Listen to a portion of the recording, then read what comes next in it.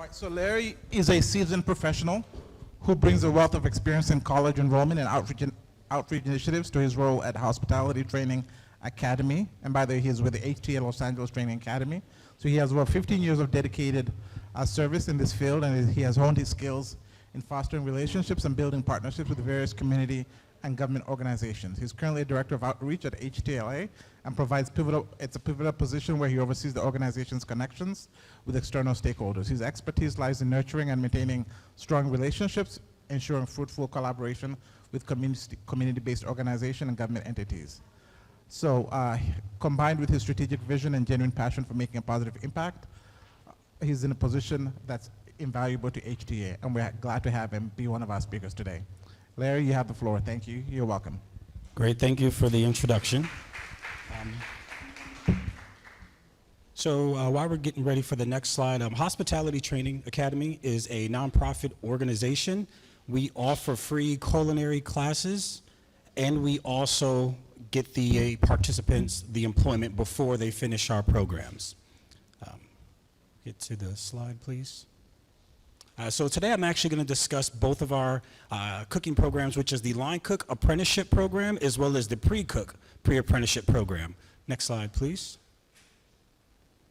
So what you're looking at here are our 4 chefs that we currently have in the kitchen. Chef Danny Harrell to your top left, our lead culinary instructor, Chef Mitchell Frieder, Chef Roger Diaz, and Chef Paul Blanco. The 4 of these gentlemen have a total over 120 years of culinary experience. So someone who's participating in our program, depending if they're doing the Line Cook, which is offered in English and Spanish, or the Prep Cook, one of these gentlemen or chefs would be your instructor. Next slide, please. Unite Here Local 11. So this is actually the union for hospitality workers in LA County, Orange County, in the state of Arizona. The reason why this slide is here is because all the participants in our programs are actually going to get union employment. You get your union benefits, your living wages, and then you get the opportunity to move up quicker with your employer as well. Unite Here Local 11 represents 32,500 workers, and again, they represent LA County, Orange County, and the state of Arizona. Next slide, please. So our goal is to take any individual who has no experience in the kitchen at all, who has any job, to get them a better job, but then upskill to make this into a career for them. So for somebody who's currently in the union now, we want to upskill them, but for someone who's looking for this as a new career, we want to get them the job, but also for them to keep the job too. Next slide, please. So our vision, as well as LA County's vision, by 2028, LA County wants 100 new up and running hotels in LA, built by 2028, sorry. Between now and 2028, next year, Division I NCAA Men's Basketball West Region first round is gonna be here. 2026, we have FIFA for World Cup. 2028, we have the Olympics. The reason why I bring this up is because since we are the training arm of the union represents 4- and 5-star hotels, a lot of the restaurants, SoFi Stadium, Crypto, Bank of California. They also work with USC and LAX. So basically the entire tourism industry in LA County. So with that being said, 15,000 new jobs are expected to be coming to LA. Hospitality is the #1 employer in LA County, offers diversity and experience, job security, as well as a safe and fair work environment. Next slide, please. So the Line Cook program, this is our longest program. When I say longest program, only 8 weeks or 2 months. It's a total of 180 hours of hands-on training where our participants will learn kitchen safety and sanitation, culinary terminology, equipment and knife skills, poultry and fish fabrication, mother sauces, and banquet preparation. Next slide, please. So what will the participants receive once they finish the program? So the top 2 points I have up there, the participants will receive their California food handlers card so they can work in a kitchen. They'll also receive their certificate of completion. Now, this Line Cook program, again, as I mentioned, is an apprenticeship program. So our case managers, once we get our participants the job, we're going to track the participants for a year, or equivalent to about 2,000 hours. Once those participants get to that 2,000-hour threshold, they'll receive 2 more certificates: their California Department of Apprenticeship certificate, as well as their United States Department of Labor apprenticeship certificate. One's recognized California, the other one recognized across the United States. Next slide. Oh, perfect, thank you. So these are just a few pictures from what the students have done. Again, they do fish or seafood fabrication. So here to your top left, you have a lobster. They make their own soups. Beef Wellington to the far right, for those who've had that. These 2 middle photos where it shows pictures of the kitchen, banquet style, we have what's called Friends and Family Day. We just had one yesterday too, where all the participants will invite their friends, family to the kitchen, try the food that they've made for all their the people who came to visit that day. It's also an opportunity for HTA staff to speak with the students as well to see how they're doing in the programs. Next slide, please. So the enrollment process, it's actually a 6-step process. Again, this is a free program, but because it's free, now the enrollment process gets a little rigorous. Students have to attend an information session at our kitchen. For those local to LA, our kitchen's in Koreatown or the Mid-Wilshire area. After the student or participant attends the information session, that's where they'll decide if they want to move forward or not with the training. If they decide to, they have to attend a 6-hour knife cut class, as well as a 6-hour kitchen math course. You do not have to have any previous experience at all. You're going to learn everything in the class that day, but we will quiz you at the end. The reason why we want to quiz you at the end, because we want to see if you've gotten better, also if you can retain information. The reason why you have to go to the kitchen too, because 1, we want to make sure you show up on time, and of course you get to see the kitchen.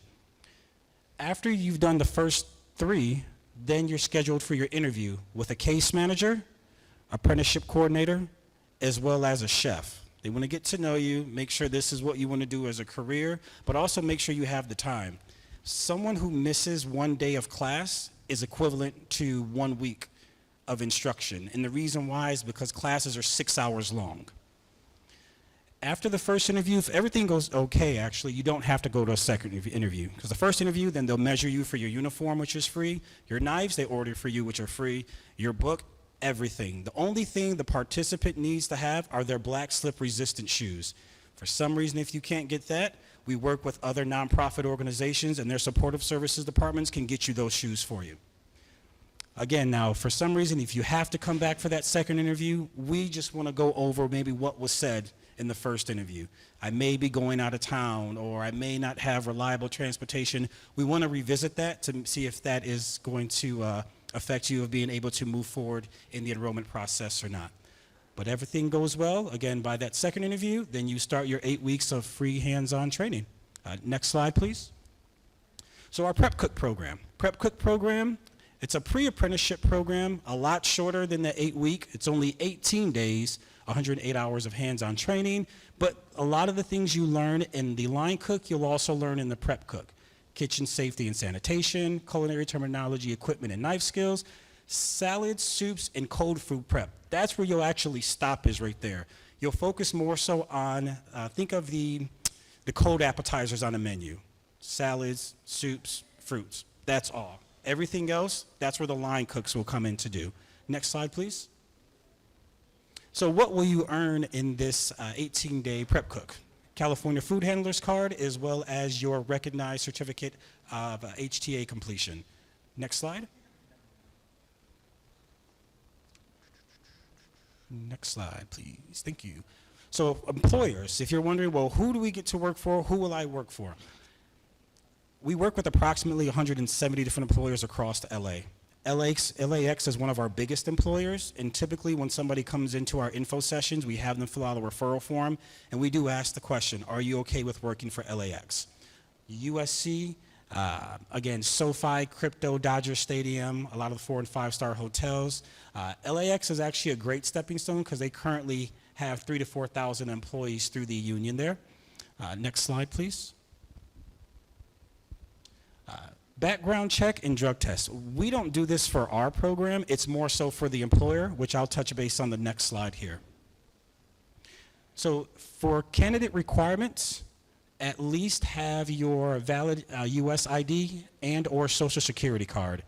For the employer, they want to make sure that you can stand or walk up to 10 to 12 hours a day. You necessarily won't do that at the job, but if they want you for overtime, then yes, just be prepared for that. But if you are getting overtime, remember, you are union, so your time and a half starts to kick in as far as pay. Be able to lift at least 50 pounds, have open availability. Again, since this is the hospitality industry, there is no more just first shift 9 to 5. There's, again, since LAX is 24/7, you could be working second or third shift. If you're working for a hotel, 24/7. If you're working for a sports venue, then maybe depending on if it's a game or if it's a concert, you can probably be working till 11, maybe 12 at night. Be substance-free and ability to pass a drug test. When you're first working with your employer through the hiring process, they will, for a fact, drug test you. After that, they will do random drug tests, and they'll do mobile drug tests where they'll do it literally the day you walk in for work. They'll say, hey, here you go take the drug test, so they won't even give you any notice. So be prepared for that. Pass a background check and at least be 18 years of age. The 18 years of age is actually for our program too. At least 18, at least read at a 10th grade level. For our program, you do not need a high school diploma or GED. Be able to at least speak fluent English or fluent Spanish if you decide to do the line cook program.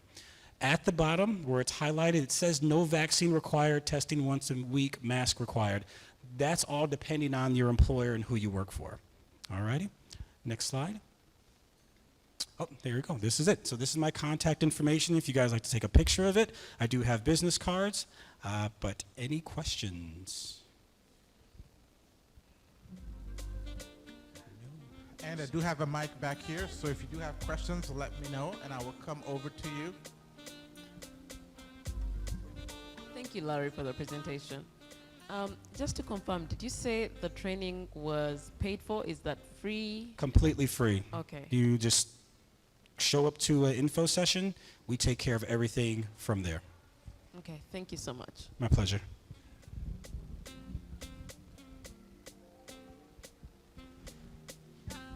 Thank you so much. My question is, I don't know if you mentioned it or not, for those people that actually can't even afford to transport themselves because maybe they haven't had a job and they have had some issues, do you give transportation to them until they get on their feet, maybe housing and something like that?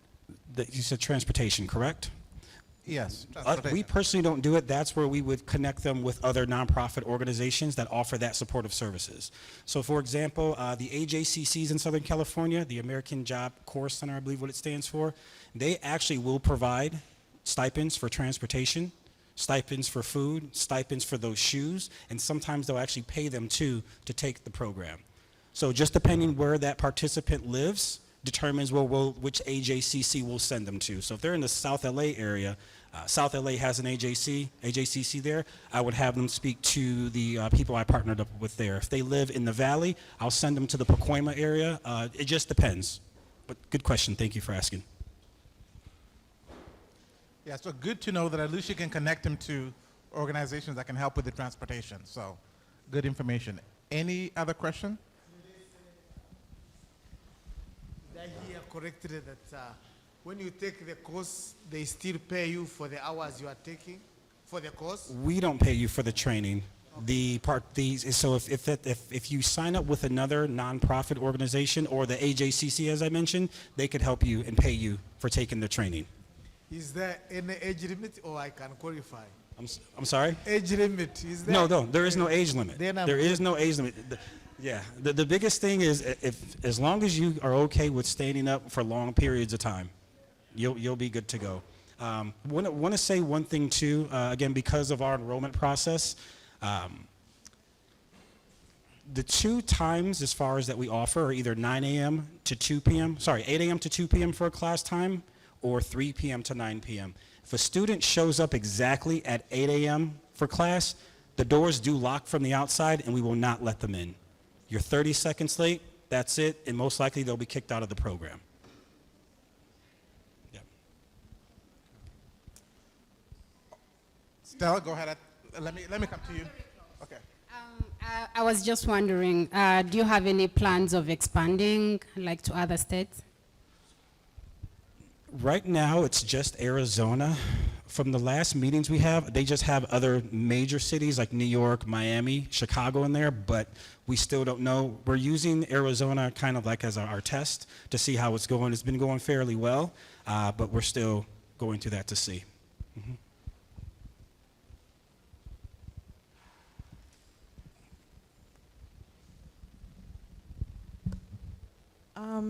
So I'm from Vermont, but I'm only asking this because I'm originally from Uganda, and I've always known that such programs have, I don't know what's the term for it, where we have people come from, like, from my country, Uganda, come and do the course and get placed for a job. Is that something that you can do? As long Is as that they, something you as do? long as they have their work environments, I'm sorry, their work requirements is permanent resident or their working green card.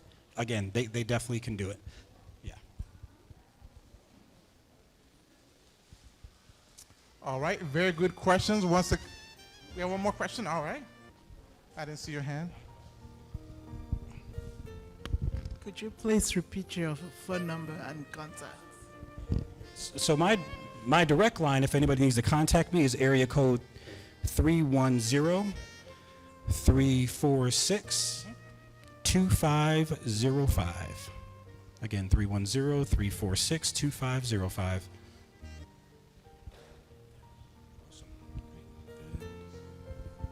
All right, so I think we are